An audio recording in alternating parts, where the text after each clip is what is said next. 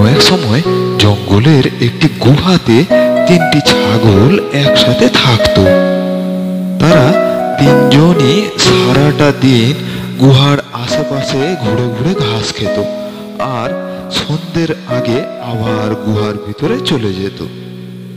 এইভাবে কিছুদিন যাওয়ার পরে এক সময় গুহার আশেপাশে সমস্ত ঘাস শেষ হয়ে গেল। ছাগলগুলি তো ভীষণ সমস্যায় পড়ল। তাদের আর ঠিক মতো খাওয়া হয় না। কিন্তু নদীর ওই পাড়ে, খালের ওই পাড়ের জমিতে অনেক সবুজ সবুজ ঘাস দেখা যাচ্ছিল। কিন্তু খালটা পেরোতে গেলে একটা সাঁকো পড়ে, আর সেই সাঁকোটি ছিল একটি দৈত্যের সাঁকো। সে ওই সাঁকোটিকে পাহারা দিত, আর যে ওই সাঁকোটার উপর দিয়ে পারাপার হতো দৈত্য তাকেই ধরে খেয়ে ফেলতো। তাই ভয়ে ওই সাঁকোর উপর দিয়ে কেউ যেত না। একদিন খিদের জ্বালা সহ্য করতে না পেরে ছোট ছাগলটি বলল তার দাদাদেরকে, দাদা দাদা, আমার যে বড্ড খিদে পেয়েছে, আমি আর পারছি না ক্ষুধার জ্বালা সহ্য করতে। আমার খুব খিদে পেয়েছে দাদা। ভাই, তুই জানিস না ওই সাঁকোটা পেরোতে গেলে ওখানে দৈত্য আছে। যেই পেরোতে যাবে দৈত্য তাকে খেয়ে ফেলবে। তাহলে দাদা এখন উপায় কি? আর কতদিন বা অভুক্ত থাকবো? আর কিছুদিন অপেক্ষা কর ভাই, আমি দেখছি কোনো ব্যবস্থা করা যায় কিনা। এইভাবে আরো এক দুদিন গেল, কিন্তু তার দাদারা কোনো ব্যবস্থা করতে পারলো না। অবশেষে ছোট ভাইটি বলল, দাদা, আমি আর সহ্য করতে পারছি না। আমি চললাম সাঁকো পেরিয়ে ওপারে। কপালে যা আছে দেখা যাবে। এই বলে ছোট ছাগলটি সেই সাঁকো পেরিয়ে ওপারে যেতে লাগলো। ছোট ছাগলটি ছিল খুবই বুদ্ধিমান। সে সাঁকোরের উপর দিয়ে যাওয়ার সময় দৈত্যটা তার সামনে এলো। আজ অনেক দিন পরে খাবার এসেছে, আয় আয়, আমি তোকে খাই। দৈত্যকে দেখে ছোট ছাগল ছানাটি ভীষণ ভয় পেয়ে গেল। তবুও সে বুদ্ধি করে বলল,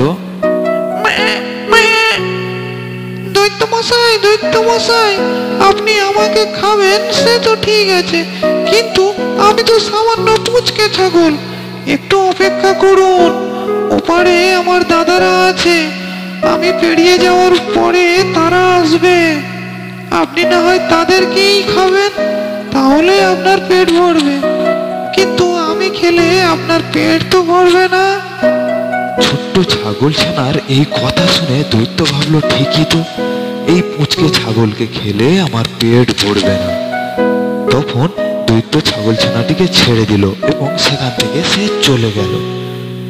পুচকে ছাগল ছানাটি ওপারে গিয়ে আরামে সবুজ সবুজ ঘাস খেতে লাগলো। ভাই ওপারে গিয়ে ঘাস খাচ্ছে দেখে তার একটি দাদা আবার সেতুর উপর দিয়ে আসতে লাগলো। তখন আবার দৈত্য তার সামনে এলো। আয় ছাগল, এইবারে তোকে খাই। আমি অনেক দিন অভুক্ত আছি, এইবারে আমি তোদের খাবো। আগে দৈত্য মশাই, আমাকে খেলে আপনার পেট ঠিক মতো ভরবে না।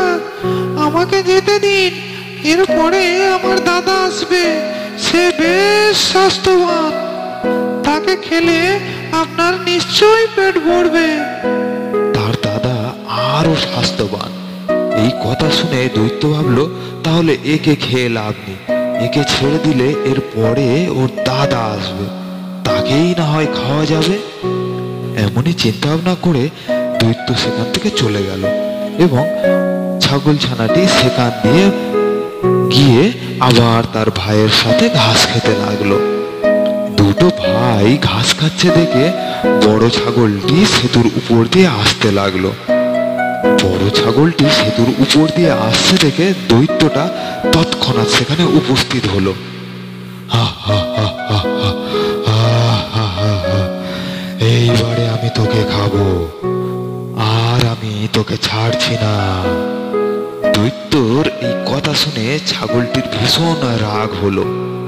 ছাগলটি ছিল বেশ স্বাস্থ্যবান, তার শক্ত দুইটি শিং ছিল। ছাগলটি তার সেই শক্ত শিং দিয়ে দৈত্যটিকে আক্রমণ করলো এবং খুব জোরে দৈত্যকে ধাক্কা মারলো। ছাগলের শিংয়ের ধাক্কা খেয়ে দৈত্যটি তখন সেতুর উপর দিয়ে জলে ঝপাস করে পড়ল এবং জলের স্রোতে বয়ে গেল। তখন ছাগলটি সেতু পেরিয়ে আবার ওপারের মাঠে চলে গেল। তিন ভাই আবার মনের আনন্দে ঘাস খেতে লাগলো।